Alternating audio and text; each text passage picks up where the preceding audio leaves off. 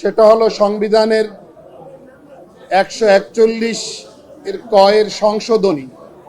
অর্থাৎ সেখানে যে অভ্যন্তরীণ গোলযোগ শব্দ দুটো আছে, তদস্থলে রাষ্ট্রীয় স্বাধীনতা, সার্বভৌমত্ব, রাষ্ট্রীয় অখণ্ডতা হুমকি মুখে পড়লে, মহামারী, প্রাকৃতিক দুর্যোগ, এই জাতীয় শব্দগুলো সেখানে প্রতিস্থাপিত হবে। এই জায়গাটাতে ঐক্যমত তৈরি হয়েছে এবং জরুরি অবস্থা বিধানের এই পয়েন্টে প্রধানমন্ত্রীর প্রতি স্বাক্ষরের পরিবর্তে মন্ত্রিসভার অনুমোদন, এটাকে আমরা সবাই গ্রহণ করেছি। মন্ত্রিসভার অনুমোদন নিতে হবে জরুরি অবস্থা ডিক্লেয়ার করার জন্য।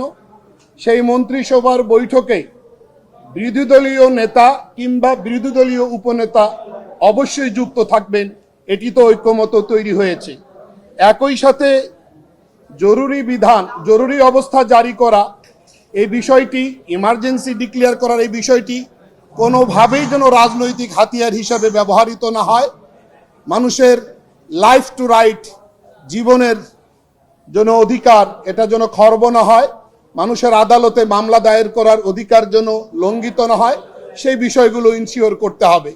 দ্বিতীয় যে বিষয়টিতে আজকে আমরা ঐক্যমতের জায়গায় আসতে পেরেছি, সেটি হলো আপিল বিভাগের জ্যেষ্ঠতম বিচারপতিকে রাষ্ট্রপতি প্রধান বিচারপতি হিসেবে নিয়োগ দান করবেন।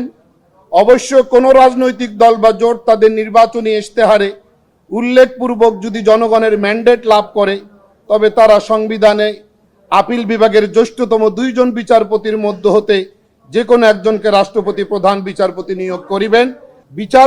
কোনো বিচারপতির বিরুদ্ধে অসদাচরণ কিংবা দায়িত্ব পালনে অক্ষমতার কোনো অভিযোগের ভিত্তিতে তার বিরুদ্ধে কোনো তদন্ত প্রক্রিয়া যদি চলমান থাকে, তাহলে তিনি কোনোভাবেই উক্ত পদের জন্য বিবেচিত হইবেন না।